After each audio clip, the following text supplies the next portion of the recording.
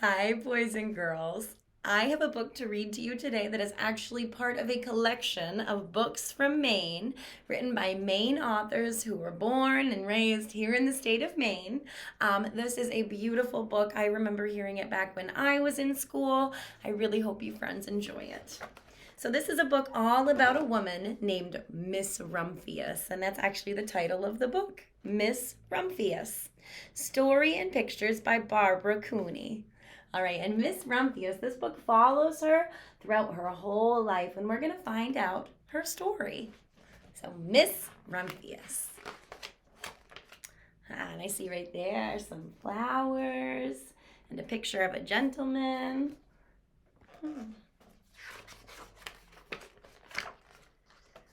The Lupin Lady lives in a small house overlooking the sea. In between the rocks and her house grow blue and purple and rose-colored lupins. The Lupin Lady is little and old, but she has not always been that way. I know. She is my great aunt, and she told me so.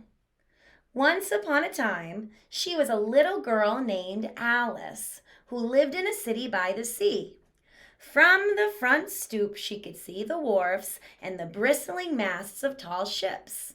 Many years ago, her grandfather had come to America on a large sailing ship. So this book is about Miss Rumphius, but is she the one telling the story, guys? No, she's not. The woman who she's going to be talking about, the Lupin Lady, is her aunt, Miss Rumphius. And that's who our book is all about. So it's being told by her niece.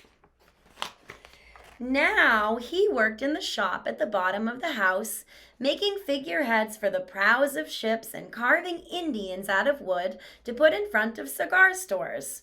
For Alice's grandfather was an artist. He painted pictures, too, of sailing ships and places across the sea. When he was very busy, Alice helped him put in the skies. So there's Alice right there, and she's helping her grandfather because he's an artist. And that's her when she's little. She would help him put in the skies sometimes in his paintings. In the evening, Alice sat on her grandfather's knee and listened to his stories of faraway places. When he had finished, Alice would say, "When I grow up, I too will go to faraway places. And when I grow old, I too will live beside the sea." "That is all very well, little Alice," said her grandfather, "but there is a third thing you must do." "What is that?" asked Alice. "You must do something to make the world more beautiful," said her grandfather. "All right," said Alice, but she did not know what that could be. In the meantime, Alice got up and washed her face and ate porridge for breakfast. She went to school and came home and did her homework. And pretty soon, she was all grown up.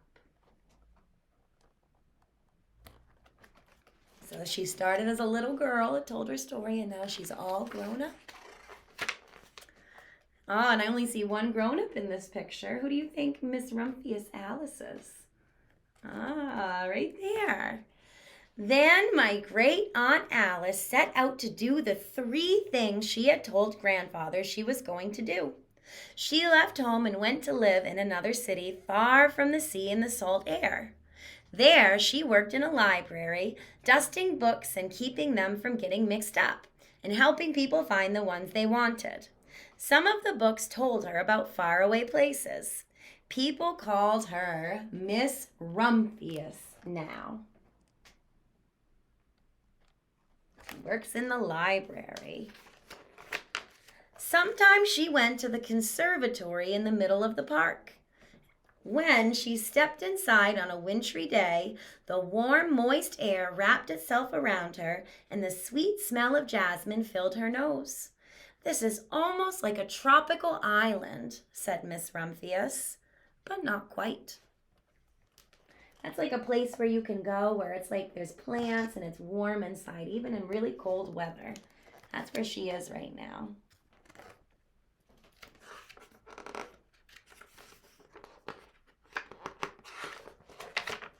So Miss Rumphius went to a real tropical island where people kept cockatoos and monkeys as pets. She walked on long beaches picking up beautiful shells. One day she met the Bapa Raja, king of a fishing village. "You must be tired," he said. "Come into my house and rest." So Miss Rumphius went in and met the Bapa Raja's wife. The Bapa Raja himself fetched a green coconut and cut a slice off the top so that Miss Rumphius could drink the coconut water inside. Before she left, the Bapa Raja gave her a beautiful mother-of-pearl shell on which he had painted a bird of paradise and the words, "You will always remain in my heart." "You will always remain in mine too," said Miss Rumphius. Also, that's the Bapa Raja, and she's gone to a faraway place. What was the first thing she wanted to do? Go visit faraway places, and look, there she is, out with the ocean and the beautiful, beautiful sea air. Oh, that must be lovely. And she's met a good friend, too. My great aunt, Miss Alice Rumphius, climbed tall mountains where the snow never melted. She went through jungles and across deserts. She saw lions playing and kangaroos jumping, and everywhere she made friends she would never forget. Finally, she came to the land of the lotus eaters, and there, getting off a camel, she'd hurt her back. "What a foolish thing to do," said Miss Rumphius. "Well, I have certainly seen faraway places. Maybe it is time to find my place by the sea." And it was, and she did.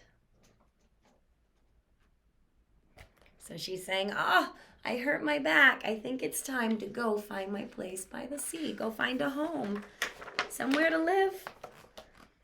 From the porch of her new house, Miss Rumphius watched the sun come up. She watched it cross the heavens and sparkle on the water, and she saw it set its glory in the evening. She started a little garden among the rocks that surrounded her house, and she planted a few flower seeds in the stony ground. Miss Rumphius was almost perfectly happy. "But there is still one more thing I have to do," she said.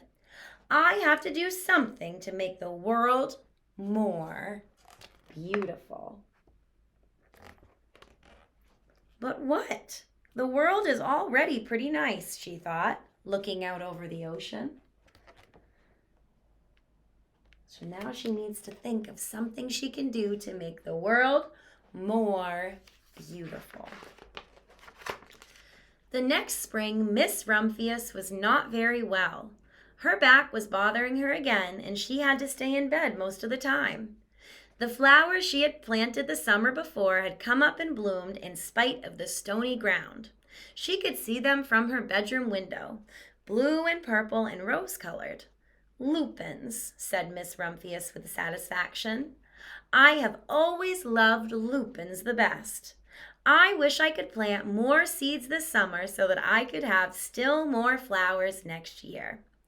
But she was not able to. She was not able to plant more flowers, more lupins.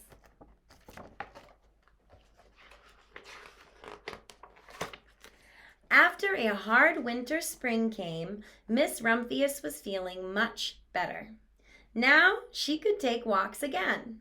One afternoon she started to go up and over the hill where she had not been in a long time. "I don't believe my eyes," she cried when she got to the top. For there on the other side of the hill was a large patch of blue and purple and rose-colored lupins. It was the wind, she thought as she knelt in delight. It was the wind that brought the seeds from my garden right here, and the birds must have helped.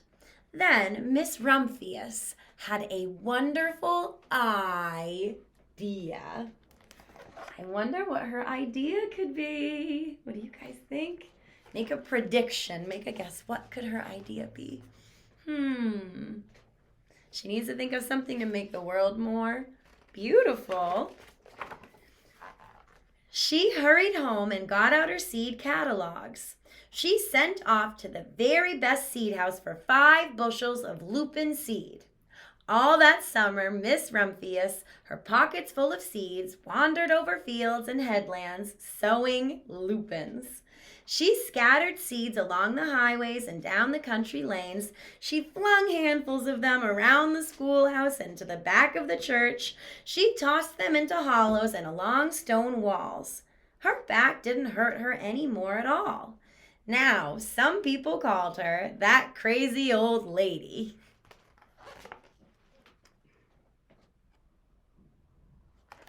What's she doing, guys? What is she doing with those seeds? She is planting them. So she's planting some lupins. The next spring, there were lupins everywhere. Fields and hillsides were covered with blue and purple and rose-colored flowers. They bloomed along the highways and down the lanes, and bright patches lay around the schoolhouse and the back of the church. Down in the hollows and along the stone walls grew the beautiful flowers. Miss Rumphius had done the most difficult thing of all. What did she do? What was the third thing? Do you remember? Look at all those beautiful flowers. They are everywhere. Everywhere that she planted them. My great aunt, Alice Miss Rumphius, is very old now. Her hair is very white. Every year there are more and more lupins. Now they call her the Lupin Lady. Sometimes my friends stand with me outside her gate, curious to see the old lady who planted the first field of lupins. When she invites us in, they come in slowly. They think she is the oldest woman in the whole wide world. Often she tells us of stories of faraway places. When I grow up, I tell her, I too will go to faraway places and come home to live by the sea. That is all very well, little Alice. Oh, so who was her niece named after? Her name is Alice. And what is her aunt's name? Alice. So they have the same name. That is all very well, little Alice, says my aunt, but there is still a third thing that you must do. What is that? I ask. What do you think her Aunt Alice is going to tell her? What did Aunt Alice's grandfather tell her? You must do something to make the world more beautiful. All right, I say. And if you look, you can see there she is all grown up. There's the Lupin Lady, Miss Rumphius. And that must be her niece, Alice. But I do not yet know what that can be. I do not know yet what beautiful thing I can do for this world. That's what she's saying. Look at all those flowers. Wow. All right, guys, so I really hope you love that book. I think it is just so wonderful and so important that we all do something to make the world a more beautiful place. So I would like you to answer these two questions for me. There's actually two today, so pay attention. All right, so the first question is, what did Alice, the great Aunt Alice, Miss Rumphius, do to make the world a more beautiful place? What did she do? And my second question is, what is something that you could do to make the world a more beautiful place? All right, so question one, what did great Aunt Alice, Miss Rumphius, do to make the world a more beautiful place? And two, what can you do to make the world a more beautiful place? All right, guys, have a great day. Bye.